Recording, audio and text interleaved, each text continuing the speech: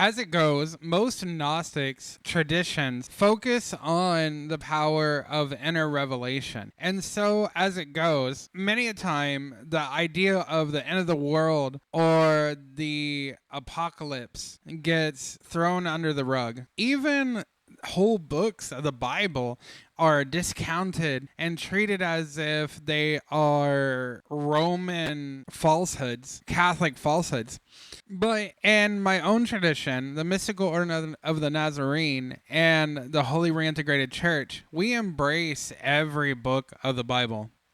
We embrace every book within the Abrahamic tradition. The point is that interpretation is the key. If your interpretation makes it to where you have to throw away some of the books within the greater tradition that we're a part of, then your interpretation of what's going on in Gnosticism and Christianity and Judaism is wrong. So you have to go back to the basics, and you have to create an interpretation that allows for you to read these texts and gain an understanding of the universe that allows you to read these texts in such a way that a coherent theology comes forth, even in a Gnostic way. That is what we do in our tradition. So I wanted to take the time in this episode to speak on the end of the world and the apocalypse and the book of Revelation from the standpoint of my own tradition. Of course, as I say many times, the word Gnostic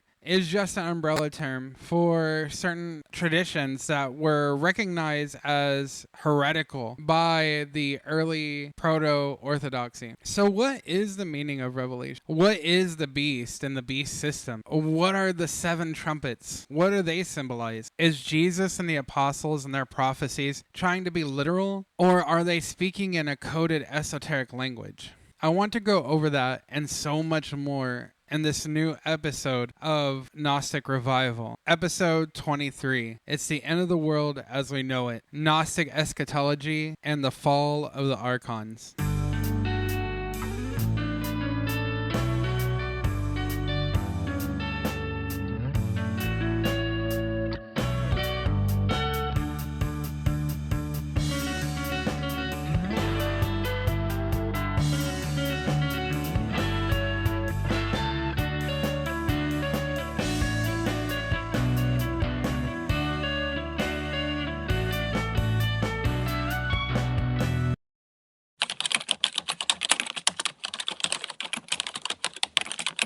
If there are 7 Archons because of the 7 planets and of course the sun and moon, then wouldn't it reason that the earth itself is represented by an Archonic power? And what of Neptune and Uranus and Pluto? Of course, these are planets that the ancient ancestors couldn't really see at their time, but focusing back on Earth, what is the name of that Archon? Well, all we have to do is look back at the Pauline books and see that there is a name revealed for this adversary, this Satan character, and this is the Kosmokrator.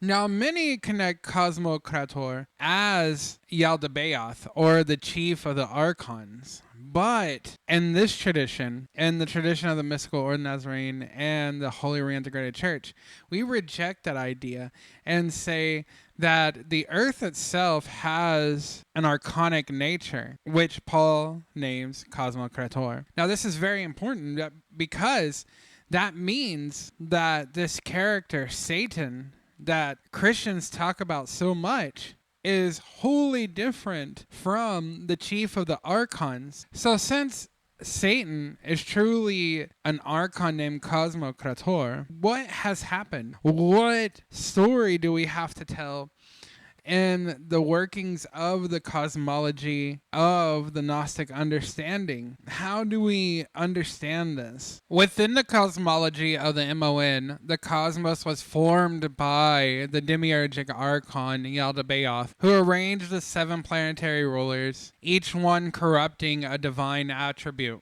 Yet, one being fell even further, Kosmokrator, whose name means world ruler. He broke ranks with his Archonic brethren, not out of ignorance, but out of complete hatred. Where the Archons sought to imitate the divine in flawed ways, Kosmokrator despised the divine altogether. He did not seek to rule humanity for control, but to obliterate its image. On the origin of the world, the rulers tremble when the light of the true God is glimpsed, but it is Kosmokrator who wars against it deliberately, crafting systems not merely of illusion, but of mockery. As On the Origin of the World states, they took counsel and said, "Come, let us cast him into sleep." And Adam became as one dead. They made plans to enslave him, to take away his knowing. Kosmokrator furthers this fall, not by force alone, but by co-opting systems once intended for good. He twists governments into idols, faith into fanaticism, love into license, and the MON tradition. Kosmokrator is the Archonic blasphemer, the one who took the structure of the Archons and perverted it even further to make it a complete imitation into desecration. And isn't that what we see today? We don't just see the traditional idea of corruption, where people take advantage of certain things for greed and things of that nature, but we see a complete twisting of life. We see a complete twisting of love and the nature of light. Evil literally parades around and shows itself and mocks the faces of those who believe in the light. These are the children of Kosmokrator, the children of Satan. And is it not true? And isn't it not obvious how these people and this being have become so much more prevalent and stronger nowadays? These are signs of things to come. In the New Testament, St. Paul warns of the prince of the powers of the air, which he says in Ephesians chapter 2, verse 2, and the God of this world who has blinded the minds of the unbelievers, 1 Corinthians chapter 4, verse 4. These are traditional references to Kosmokrator, the spiritual authority presiding over fallen systems. And against heresies, Irenaeus identifies the world-ruling spirit as a false god who seeks to be worshipped above the Most High. But unlike the Archons, who separate through structured bondage and the imitation of the higher realms, Kosmokrator thrives on complete inversion, flipping the imitation upside down that the Archons have created. He undoes structure while maintaining its appearance, turning the imitation of heaven into theater of spiritual decay. Elaine Pagels notes, the Gnostic myth does not merely accuse authorities of error, but of conscious deception, a rebellion within the powers themselves. Now, of course, this is the mentioning of the Archon. So, in the idea of the Kosmokrator,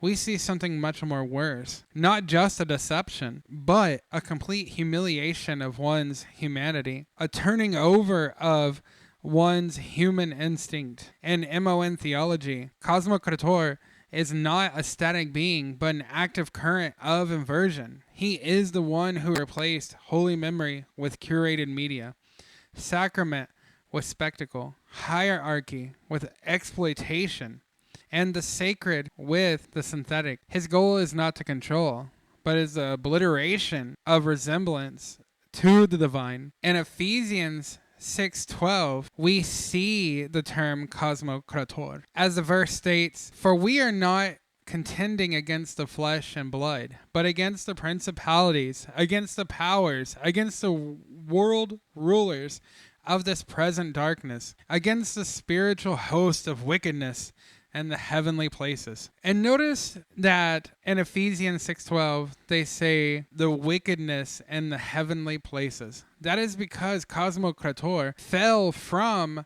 the Archonic heaven. But let's look closely at this word, Kosmokrator. Kosmokrator is a combination of two words, as I said before. But looking at it closer, it is made up of cosmos, meaning world, and krateo, in Greek meaning to rule. So that is why, or how, we get in Ephesians and all these other texts that talk of a world ruler, a singular name, Kosmokrator. So where the Archons are obsessed with creating a new order in their own image, Kosmokrator wants you to defile yourself. He wants you to completely go the opposite way of Theosis. Really, if you look at libertine sects of Gnosticism, you can see that they're perfectly in line with Kosmokrator, where they say that rebellion and liberation is found in delighting in all the sexual appetites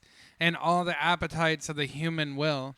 This is the nature of Kosmokrator. Kosmokrator will say, if you're hungry, make that rock into bread, as he said to Jesus in the wilderness when Jesus was praying for 40 days and 40 nights. So there is an absolute differentiation between the Archons and Kosmokrator. In his own way, Kosmokrator has transcended the idea of being the lowest Archon, nor simply their offspring or executor. He is the anti-telos of creation, the opposite aim of the creative world, the perverse telos of a cosmos unmoored from the pleroma. He does not rebel for rulership, nor he err through ignorance. He professes enmity against being itself, seeking not domination but desecration. Where the Archons forged a false heaven in mimicry of the Aeonic spheres, Kosmokrator moves deeper still. He desacralizes the soul. He desecrates resemblance, mocking the very archetypes from which Archons once strayed. He is not a ruler of a system. He is the spirit that converts systems into parodies of themselves. He's not simply fallen, but is the apostate of ontology. In this sense, Kosmokrator fulfills the role once attributed to Belial in the Dead Sea Scrolls. Not just a leader of evil, but one who blinds the eyes of the righteous and twists straight paths into crooked ones. As it says in Community Rule of the Qumran, written by the esoteric group, the Essenes. MON doctrine teaches that Kosmokrator is not a being, a structure, but of inversion. He is the spirit behind inverted sacraments, unholy unions, parasitic technologies, and corrupted tongues. He takes the highest gifts of the aeons, reason, desire, communion, speech, and hollows them out, rendering them vessels for delusion. He is the one who whispers, there is no essence.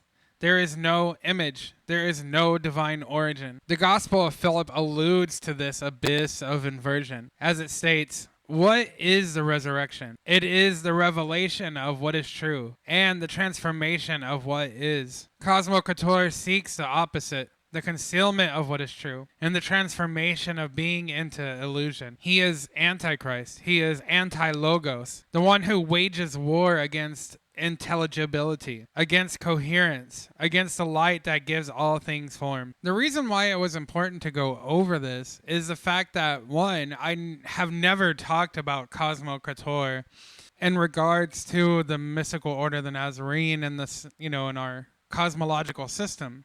And two, we had to go deeper into the cosmology because it's not the Archons that start the end of the world. It's not from their work that the end of the world begins. Really, it is the work of Kosmokrator. In a way, he is the true reason for salvation. His twisted darkness and his evil gives reason for the telos of Theosis. Not just the Archons alone, Of course, the Archons want to keep us here and trap us like pets, but it is the evil of Kosmokrator, or Satan, that gives us urgency to want to ascend, to get away from this evil that wants to twist our souls and destroy us. So now that we have gone over this cosmological system, let us now get into the finer details of what it means for the end of the world. We will now go over the eschatology of the mystical or the Nazarene and the Holy Reintegrated Church. First, by looking through the lens of the book of Revelation.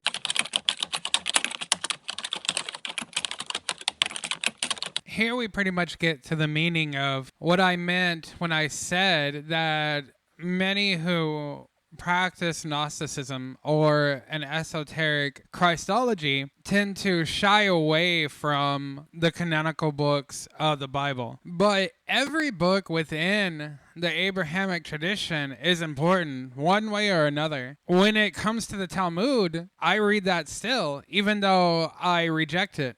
But it is a good way of understanding certain sects of Judaism that have been taken over by darker entities. This is true for other books in the Bible, and also to really hone in the interpretation of our Gnostic beliefs. At least this is how we in the Mystical Order of the Nazarene treat these books. It is important to study every one and gain an understanding of it through the worldview of your tradition. So with that said, we'll be going over now the book of Revelation, revealing the parts that are truly metaphor and what is a literal meaning. Elaine Pagels, in her book Revelations, Visions, Prophecy, and Politics in the Book of Revelation, observes that John's visions were both political and spiritual codes wide of literal futurism. This dual register, wherein the prophetic imagery of beasts, thrones, and tribulation serves both historical critique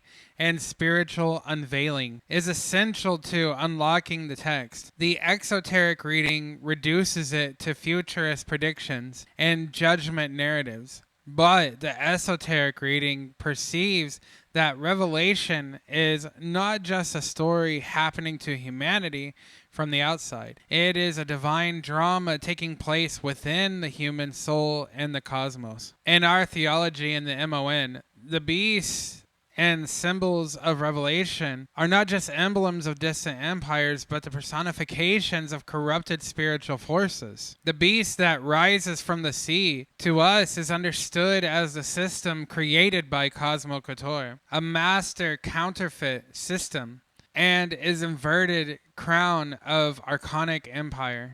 The false prophet is a personification of dogmatic manipulation, the twisting of sacred language into ideological control. Babylon the Great is not simply Rome or a fallen state, but the representation of exoteric religion itself when severed from Gnosis, when wisdom is corrupted into domination. The woman clothed with the sun is Sophia, or Magdalene, radiant and triumphant, bearing the pneumatic seed into the world, which there's much more in our tradition about that, but I can't go any further.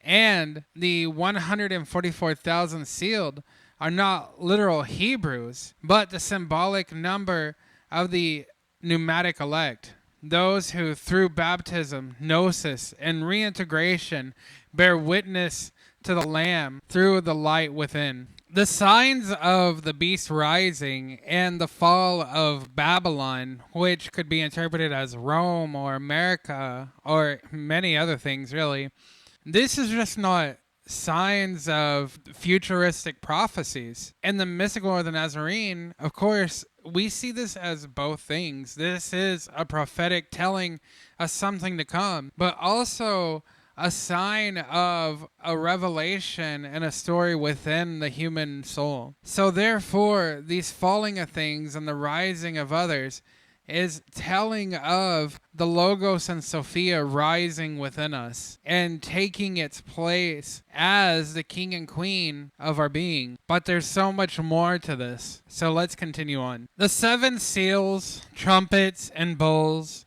so often interpreted as sequential judgments upon the earth, are in MON exegesis internal processes of spiritual awakening and purification. The 7 seals represent successive unveilings of consciousness, or revelations of the soul. Each time a seal is broken, another chamber of divine knowledge is opened until the soul reaches full illumination. Though these are real disasters to come, they are not just that. They are the trials of the initiate. The Lamb breaks the seals because only the Logos, Christ the Revealer, can bring forth the full memory of the pneumatic within the veil of flesh. The 7 trumpets that follow are not just sounds of war, but calls to purification. They signal the expulsion of spiritual toxins from the soul's faculties, emotions, desires, perceptions. Each trumpet pierce illusion and shakes loose the crust of archonic slumber. The bowls or vials, which are poured out in the latter half of the vision, represent the dissolving of karmic patterns, ancestral cycles, and generational bindings. These are psychic and spiritual cleansings of the body, the emotions, which is part of the soul, and the mind, and the trimorphic protonoia. The Revealer proclaims, "Within those whom I revealed myself as light, I eluded the Archons." This is the key to understanding the inner drama of Revelation, especially with the symbolism of 7, which goes back to the beginning of Revelation. In the first chapter of Revelation, John sees 7 lights upon the body of Christ and his light body, up and down his body. Not just the 7 candlesticks in his hand or the 7 stars in his other hand. No, the 7 lights are differentiated. And these are things that some would call in the Eastern traditions as chakras. But of course, we continue to call them lamps. The apocalyptic collapse is not aimed at the destruction of the soul or even the destruction of the world, really, but at the destruction of illusion. The world that ends is not the creation of the one true God or even the Archonic God, the demiurge, Yaldabaoth. It is the illusion or the architecture around it, which was built truly by the Archons. This is why it is so important to not abandon canonical books. There is so much more hidden within them that the early church fathers have not interpreted, and especially have not even interpreted properly. But I wouldn't even go as far as that, because as I've pointed out many times, it's not that the mystical order of the Nazarene rejects the literalist interpretation of these visions. In fact, we embrace it and we welcome it. But the issue becomes that whenever you are only focused on the literalist interpretation, you cannot get the meat of the metaphor. Really, the exoteric interpretation is the milk.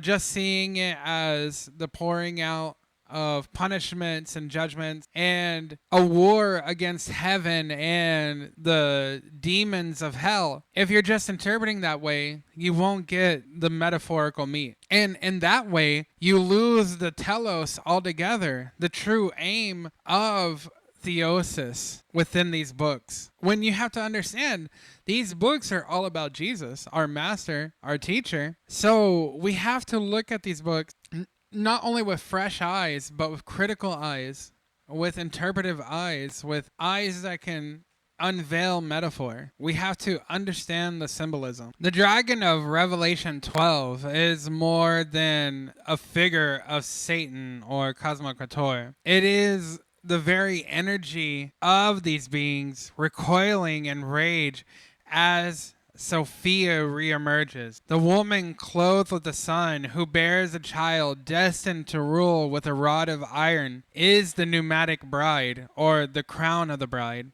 really. Sophia in union with Logos. The child she bears is not a single Messiah, but the collective awakening of the elect, those sealed with light. And again, there's more to be interpreted from that. But if you want to know more about that, you'd have to join the Mystical Order of the Nazarene and be a part of it for at least 5 years to have that revealed to you. The 144,000 are those who do not bow to the beast system, nor consume the poison of Babylon. In the MON interpretation, we utilize Kabbalah to reveal this number as symbolic for the complete remnant of Pneumatics, those awakened, initiated, and sealed for the final hour. In our Kabbalistic interpretation, we take the 12 tribes of Israel and the 12 apostolic governance, or the Sephardic fullness, and we multiply them together. There we get 144. And then that is times 1,000. And that is where you get the 144,000. The multiplication by 1,000 signifies spiritual magnitude, often representing a multitude or completion in mystical numerology. It magnifies the symbolic base 144 into a cosmic totality. 144 is also 12 squared, and in Kabbalistic meaning, 12 can signify the interplay of the 12 permutations of the divine name of Yod-He-Vav-He, corresponding to the 12 constellations, the 12 tribes, and the 12 basic soul roots. Squaring this indicates a perfect fractal unfolding.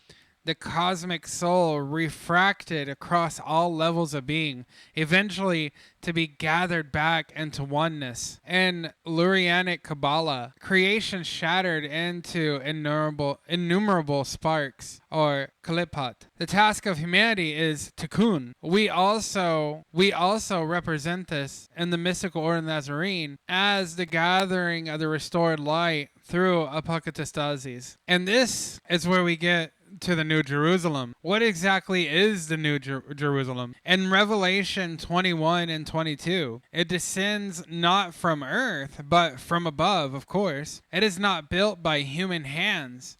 It has no temple within it, for the Lord God Almighty and the Lamb are its temple. Revelation 21:22. This city is not simply a reward for the faithful. It is the visible emergence of the pleroma into the created world. Here we start to get into the literal interpretation and the metaphor, because the New Jerusalem also comes through out of you. The New Jerusalem is built by us as well, by our changing, by our transmutation of the soul. It is the eschaton of Apokatastasis, the restoration of all things, the reintegration of light with matter, the consummation of divine love. When the beast is cast into the lake of fire, it is not a triumph of wrath. It is the final transmutation of distortion into flame. The fire does not annihilate, it purifies. This is the theosis of even the lowest realms,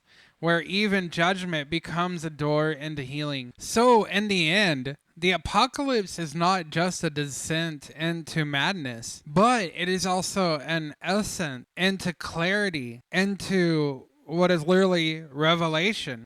Doesn't that sound kind of familiar? Doesn't that sound kind of like what we're going through now? How the world gets crazier, yet as the world gets crazier, it becomes more obvious that we're being controlled by powers outside of us and almost outside of our control. This is not just the final confrontation of Jesus and Satan, but this is also the final confrontation within us, within our shadow and light side, where we have the reintegration happening. It is not just the idea of the MON that we are reintegrating Logos and Sophia, the Holy Union, but the Holy Union happens within our light side, and then we must integrate the dark side of us to do what many would call the shadow work. and blend these things together as one. This is part of the meaning of revelation. But as I pointed out in one of the previous subsections, it is much more than just metaphor. There will be a reckoning to man's lack of manifestation of wisdom and logic. Eventually, there will be a time where the light will come down so fiercely that all that we have left is a confrontation that enforces the reintegration.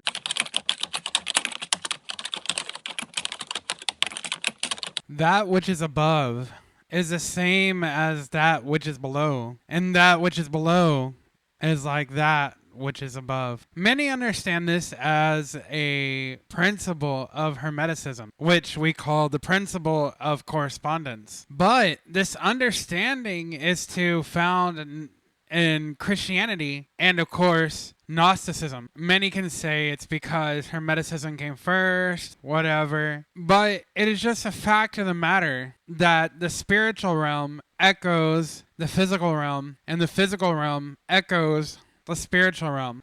Of course, in Gnostic philosophy, we connect this to the imitations of the Archons, trying to imitate the Pleroma and the Aeons. With that said, there are signs in the heavens that show when things are to come. As it says in Genesis, Yahweh, or Yaldabaoth, created the stars and the planets to show the seasons and the time of things. So when we speak of the woman in the sky, clothed in the sun and whatnot, this is more than just a metaphor, and it's more than just astrological symbology. In fact, you may have noticed that I have somewhat refrained from pointing out the astrological symbology, pointing out the specific planets and the specific stars that would represent these different signs within Revelation. And that is because I want you to understand more the metaphor behind these things and the realization that just because things are metaphor doesn't mean that there's not a literal side to it. As I said many times in this video, the thing said in Revelation is not just metaphor, and it's not just literal, but it's a combination of these things. So when it says that the woman clothed in the sun is pregnant, there are many layers to what this means. But one thing you should specifically know and understand is that, one, this woman is a symbol of Sophia. And in our tradition, Sophia's incarnation was Mary Magdalene. And who was Mary Magdalene's consort? Jesus of Nazareth. You can probably connect two and two in relation to her pregnancy, but I have to stop there. I'm actually pushing the boundaries of what I can speak of on these matters. But with that said, let's go deeper into the symbolism of the woman clothed in the sun and the signs of the archangels. And a great sign appeared in heaven, a woman clothed with the sun, with the moon under her feet, and a crown of 12 stars on her head. She was pregnant and cried out in pain as she was about to give birth. Revelation chapter 12. Verses 1 through 2. This woman is Sophia, the divine wisdom who fell from the Pleroma, and now labors to redeem the world through the revelation of the Logos in the elect. Her travail is the struggle of divine wisdom, striving to manifest truth through the souls of the Pneumatics. In the trimorphic protonoia, Sophia speaks, I am protonoia, the thought that dwells in the light. I move in every creature, within those in whom I revealed myself as light. I eluded the Archons. This shows that Sophia, under the name of protonoia or epinoia, moves within the Pneumatics as indwelling divine intelligence. Her presence is not merely external. She births the Christic light from within those who carry the divine seed. Through inner gnosis and spiritual discipline, her labor brings forth the hidden Logos in the world. When we speak of Pneumatics, we're speaking of people who have become enlightened. Those who have done the work, have taken on spiritual discipline, and have revealed the light within themselves. That might be some of you now that are watching. Most likely that's why you have been drawn to this content and why you maybe want to join the mystical order of the Nazarene. With that said, the pneumatics are the ones who have the light within them speaking. And when that light speaks, it may feel uncomfortable at first, because we're not really sure what the light wants or what it even is inside of us that has a sense of urgency and want to be revealed. It is only after revealing the light and recognizing that truth within us, that we are truly pneumatic and that the Spirit is working in us, that we start to feel more comfortable again. But that feeling can come on again if we don't take on the spiritual discipline and we're not fulfilling our initiations as we go through the process of life. In MON theology, pneumatics are the children of the said woman. They are not chosen by arbitrary divine favoritism, but by their resonance with divine light. This light is Sophia's very presence within them, calling, stretching, revealing. The Zostrianos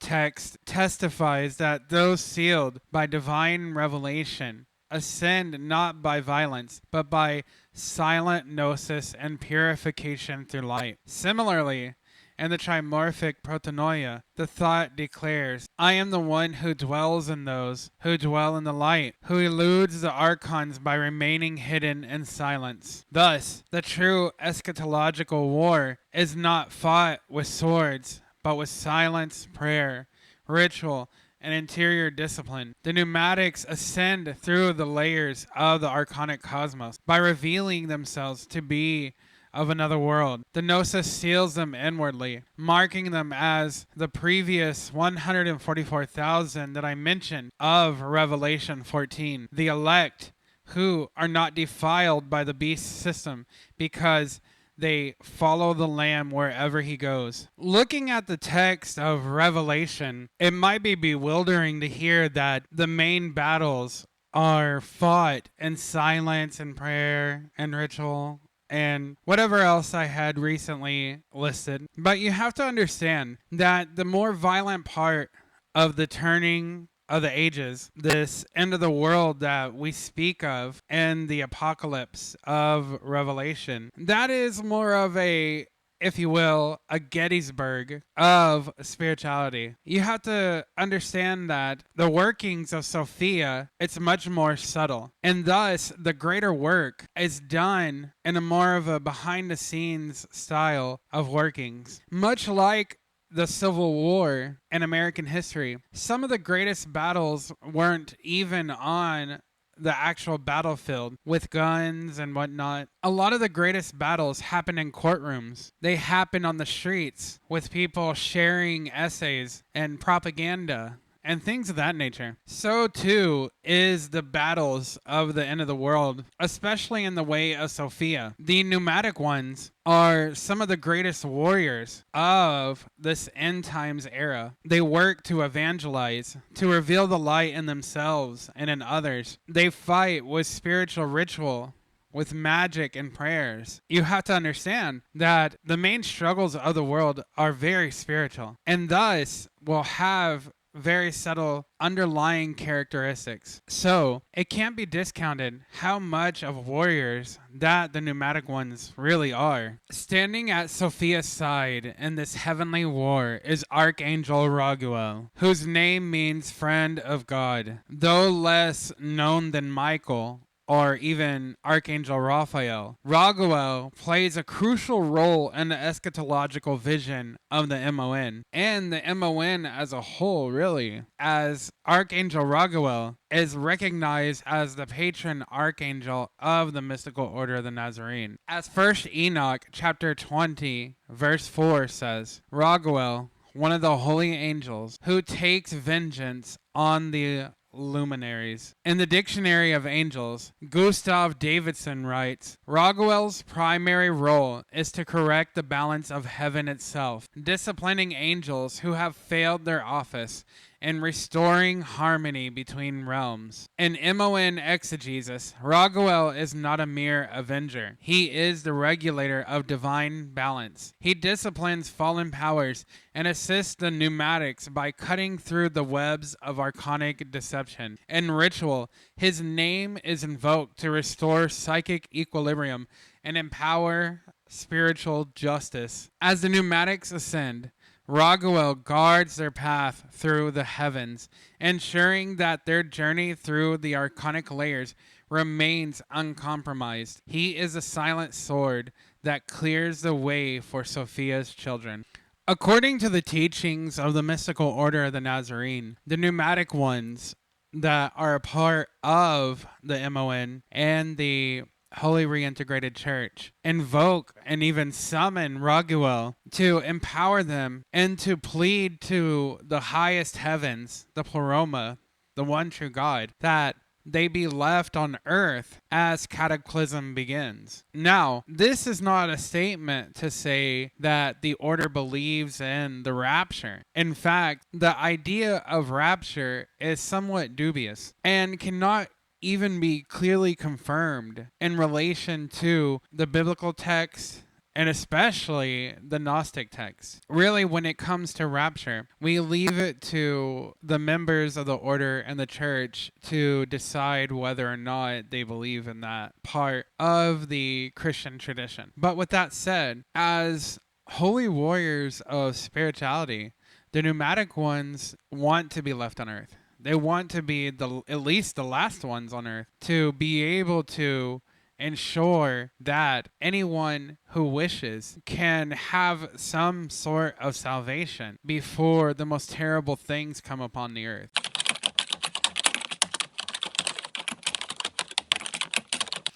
I've purposely not really talked about the hellfire and brimstone portions of MON theology. And that's because every time someone talks about the end of the world or the apocalypse or Revelation, they fixate on the hyper dramatic parts, the parts where you see battles and fighting and, pestilence and countries coming into conflict.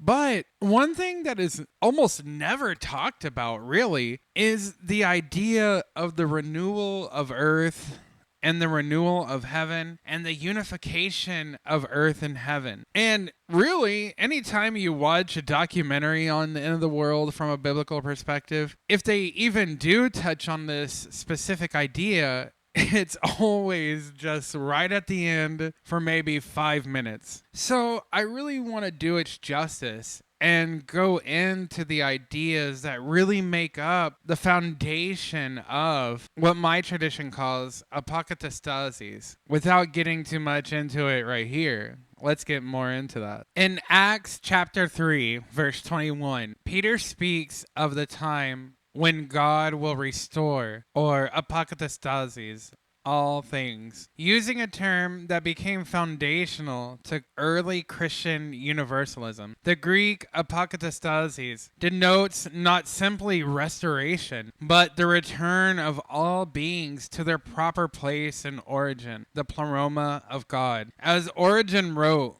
and on first principles, the end is always like the beginning, for as from God all beings derive their existence, so they must return to him in the end. Origen's doctrine taught that even the most fallen spirits, even Satan himself, may one day be purified and reconciled. For God's love is unrelenting, and justice is not vengeance, but correction through fire. This became the cornerstone of the MON doctrine of pneumatic restoration, where light hidden in darkness is not discarded, but retrieved. The vision of Revelation chapter 22, verses 2 through 3 reads, "The leaves of the tree were of the healing of the nations. No longer will there be any curse." This tree is not merely a symbol of paradise regained. It is the Aeonic tree of life, whose fruit and foliage represent divine nourishment and healing. Within MON theology, this healing is Theosis, the process by which all creation is made partaker of the divine nature, as it says in 2 Peter chapter 1, verse 4. The fulfillment of Christ's words, "Be perfect as your Father in heaven is perfect." The tree's leaves are for the nation, plural, indicating that all peoples, all races, all stories will be included in the final transfiguration.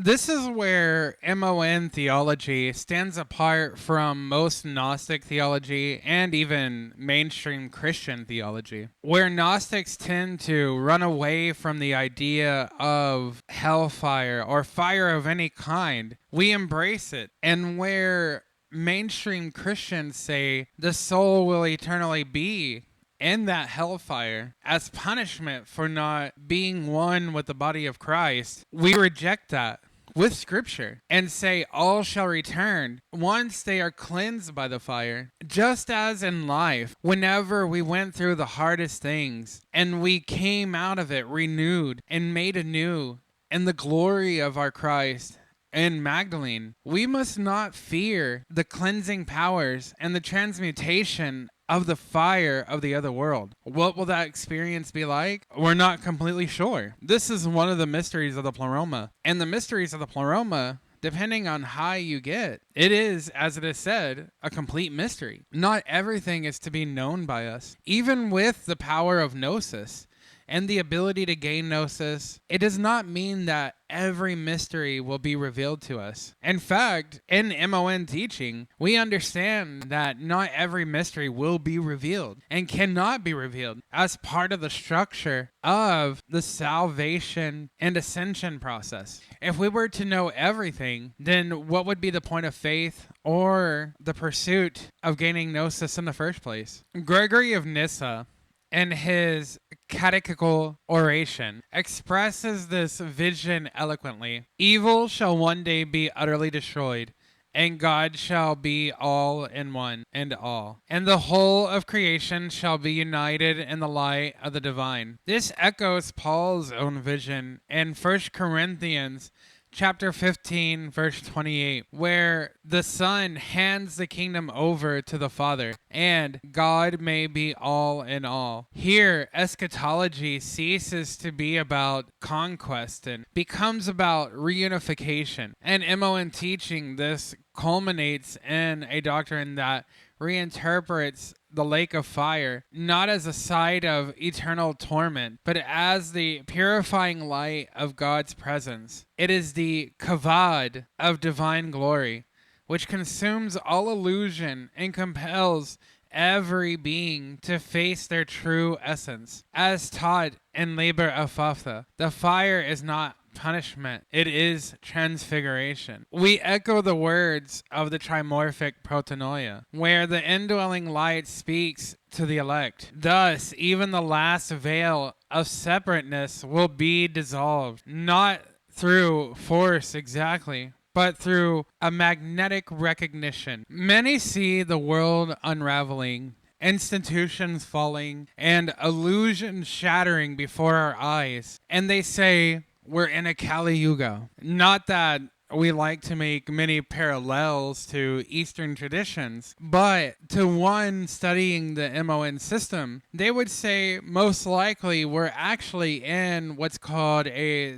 Dvapada Yuga. This Yuga, different than the Satya Yuga or the Kali Yuga, is a Yuga of revelation. Literally, as the book is called at the end of the canonical Bible. This is a time of revealing. This is the true meaning of apocalypse. What is ending is something that is not good for us and was never good for us. Of course, that doesn't mean there's not more pain to be had, but the falling of the mask is the beginning. We must first know what we're truly dealing with before we can take it on. And this is what we're facing now, is it not? Is it not that we have been given this technology where we can communicate to each other at almost light speed, that we can reveal the truth at an instant and transcend the gatekeepers who try to keep us from letting others know the truth of something that is going wrong. Even now, you see governments scrambling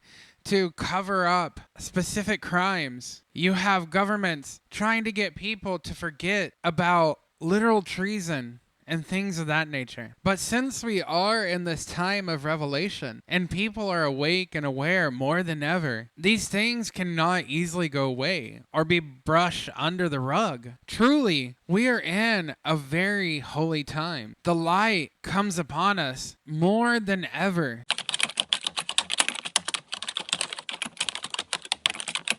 Truly, we are in exciting times. We cannot allow fear to consume us, even though we have yet to see the darkest of this time. We have yet to see the beast system completely reveal itself, even though we see it more and more through censorship and debanking and the depersoning of people. But this is only the beginning of the darkness. But as I said, this is nothing to fear, because this is truly revelation. This is the revealing before people are encouraged and are filled with the Spirit to do great things, to relieve us of these wicked powers. Eventually, we will have the Aeonic church descend, and the earthly church and the heavenly church will unite. We should not fear this.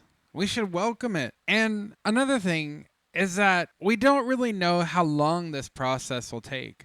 Of course, reading it in Revelations and looking at the prophecies of the prophets and the apostles and even Jesus himself, it makes it seem like it'll be like that. I mean, as Jesus said, he would come like a thief in the night. But what does that truly mean? Does that mean that it will literally happen like a flash of lightning? No. These processes take time. The way that the pleroma sees things, the way that heaven sees things, is much different than us. For them, it's a flash of light. For us, it's a process of 100 years, 1,000 years, 2,000 years. So we will have to be patient. We are in the place that we're at. We believe what we believe for a reason. Everything is part of the grand scheme and the schematics of the holy plan. Does that mean sit back and be apathetic and just wait for the next thing or wait for the passing of your body? No.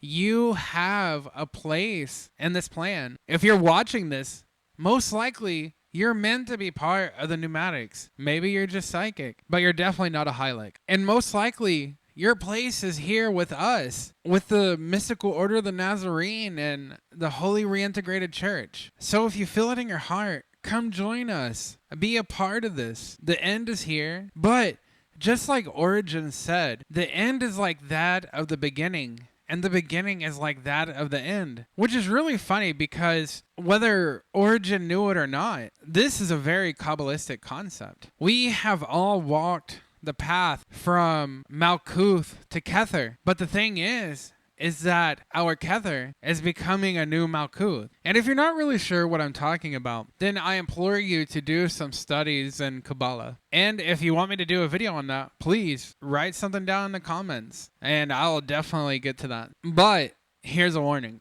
The channel really needs funds. The Mystical Order of the Nazarene needs funds. And the Holy Reintegrated Church needs funds. Of course, all money donated through this channel goes into those projects. To grow this tradition, to be able to move out of the cyberspace and into the real, and to share this tradition with other people, we have to have funds. And so now I am asking, and I implore you, please donate, buy some merch, buy a book. The link tree is in the description where you can find all of those things and more. Also, please like, subscribe, and turn on the notification bell. It's very important that you... Oh, wait, the notification bell is over here, isn't it? Yeah, turn on that notification bell.